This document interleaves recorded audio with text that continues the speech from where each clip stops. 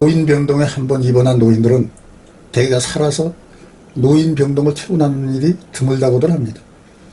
노인병동 이야기는 누구의 이야기도 아닙니다. 긴 노년이라면 걱정이 되는 이야기가 아닐까요? 건강한 사람들 생각은 이 이야기는 나는 절대 아니지 라는 생각 속에 작년 9월 추석 명절 무렵부터 이웃에 사는 노부부의 모습이 보이지 않았습니다.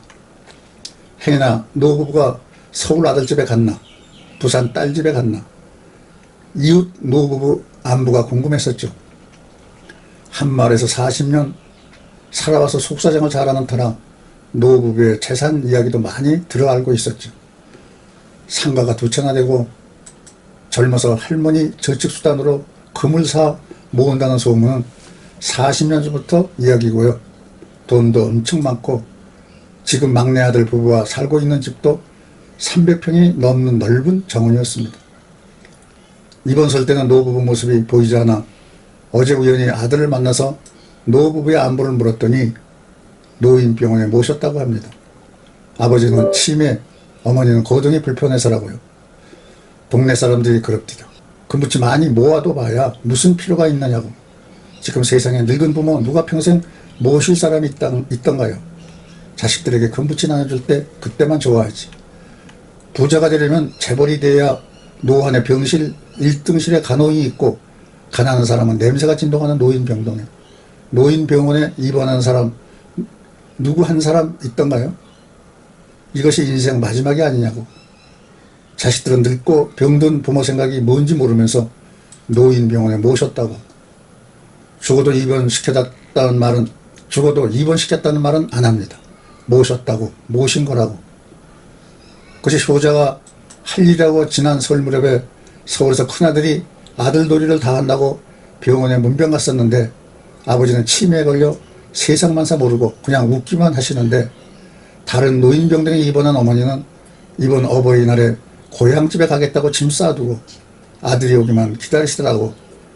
큰아들 인사차 들렸는데 다음에 또 오겠다고 어머니 슬픈 얼굴이 그 할머니 어버이들을 무척 기다리셨는데 시종 박태원의 해악이 있는 아침 중에서 이 영상을 보면서 어떤 생각을 하셨나요? 노인병동에 가지 않으려면 나이 먹고도 어떻게 해야 할까요? 대학을 졸업하고 20년이나 30년을 지나서 동창생을 만나보면 같은 또래인데도 10년은 더 젊어 보이는 사람과 10년은 더 늙어 보이는 사람이 있다. 그 차이는 무엇이겠는가? 바로 육체적 나이 때문이다. 육체적 나이란 체력 수준으로 판단하는 나이를 말한다. 육체적 나이가 젊어지면 마음도 젊어진다. 몸과 마음이 젊어지면 외모나 인상도 한층 젊어 보인다. 지난해에 캐나다에서 우연히 달리는 포니를 본 적이 있다.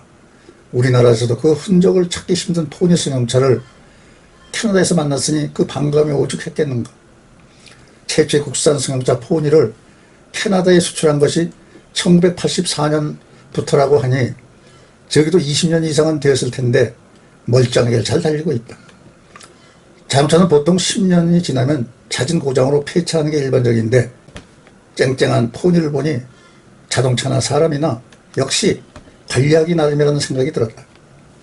기계도 쓰지 않고 그대로 두면 노기스로 고물이 되는 것처럼 몸도 사용하지 않고 가만히 두면 노후해져서 나중에 거치장스러운 존재가 된다.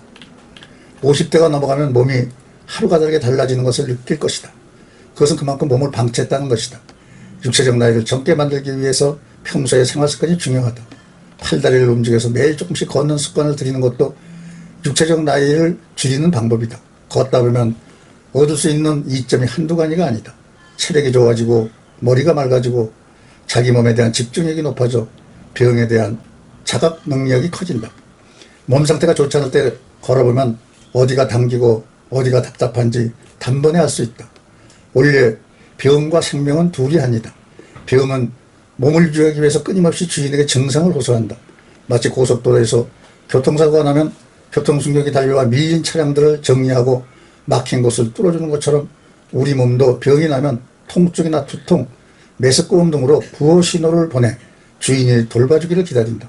몸에서 불편한 증상이 느껴지면 지난 일주일간의 생활습관을 돌아보는 것이 좋다. 운동 부족이나 수면 부족은 아닌지, 과식이나 과음으로 위장을 괴롭히진 않았는지, 각종 스트레스와 흡연 등 불균형의 생활이나 잘못된 습관은 없었는지 자가점검이 우선이다. 자기 병은 자기가 잘한다. 최첨단 의료기술을 아무리 동원해도 당신이 이제 무슨 생각을 골똘히 했는지, 몇 시에 잠들었는지, 어떤 일로 부부싸움을 했는지는 알지 못한다. 그리고 설사 알아냈다 해도 그 모든 생활습관까지 고쳐줄 수는 없다. 병원이나 약국을 찾는 사람만이 계속 찾게 된다. 조금 아프다고 병원이나 약국에 매달릴 것이 아니라 내 몸에 관한 한 내가 의사라는 생각을 가지고 자신의 생활 리듬을 자연의 흐름에 맞추려는 노력을 해야 한다. 모든 병의 뿌리는 결국 하나다. 어딘가 에너지 흐름이 막혀서 본래 생명체의 자연 치유력을 발휘하지 못한 데 원인이 있다. 막힌 곳을 풀어주고 기혈순환만 잘 되게 해주면 보통 증상은 시간이 지나면 회복된다. 유전을 비롯한 몇 가지 요인들은 우리에게 통제 밖에 있지만 그 외 요인들은 조절이 가능하며 또 조절되어야만 한다. 예상외로 잔병이 많은 사람들이 오래 살고 건강하다고 큰소리 치는 사람이 갑자기 쓰러지는 경우가 많다. 이 역시 자기 몸에 대한 자기 증상을 느끼지 못한 차이다. 아픈데도 아무런 증상이 없다면 몸이 아파도 아픈 줄 모를 것이다. 몸에 두 가지 병이 없기를 바라지 말고 그 병을 통해 자신의 몸과 마음을 깨우쳐가는 계기로 삼자. 이러한 생각을 바꾸면 병은 고마운 친구다. 평소에 몸에 보내는 소리를 잘 듣기만 하면 큰 병을 키우지 않고 사전에 예방할 수 있다. 자신의 몸과 친해지면 병원과 약국은 멀어질 수밖에 없다. 병은 의사한테 맡겨야 한다는 고정관념처럼 우리는 많은 고정관념 속에서 살고 있다. 흔히 인생은 생로병사의 과정이라고 한다. 인간은 태어난 순간부터 죽음을 향해 달려가고 있다. 태어나고 죽는 것은 자연의 이치가 맞다. 하지만 늙고 병드는 것은 숙명이 아니다. 의지와 노력이 있다면 얼마든지 젊고 건강하게 살 수 있다. 노인은 힘이 없다. 또는 여자는 힘이 없다는 것도 하나의 통념일 뿐이다. 있는 힘을 기르지 않고 쓰지 않으면 누구나 약해진다. 나이가 들어서도 여자라도 힘을 기르고 힘을 쓰면 힘이 생기는 법이다. 몸은 우리의 영혼을 담고 있는 그릇이다. 생명이 붙어있는 동안은 잘 관리해야 할 재산 목록 1호다. 꼭 아파서 병원에 갈 때 몸이 쇠약한 것이 아니라 평소에 자기 몸을 점검하고 다스릴 수 있도록 해야 한다. 건강에 대한 지식이 많다고 해서 몸이 건강해지지 않는다. 스스로 의지를 가지고 얼마나 끈질기게 실천하느냐가 노화 예방의 열쇠이다. 먼저 자신의 꿈을 위해서 늙지 않는 건강한 몸을 만들겠다는 강력한 소망을 품어라. 그리고 지금 당장 할 수 있는 것부터 시작하라. 가장 어려운 것이 시작하는 것이다.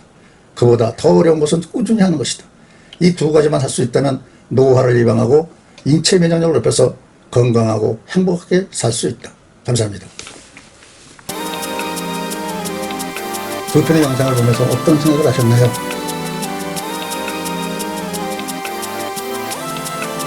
좋아요, 무료 구독 눌러주세요. 감사합니다.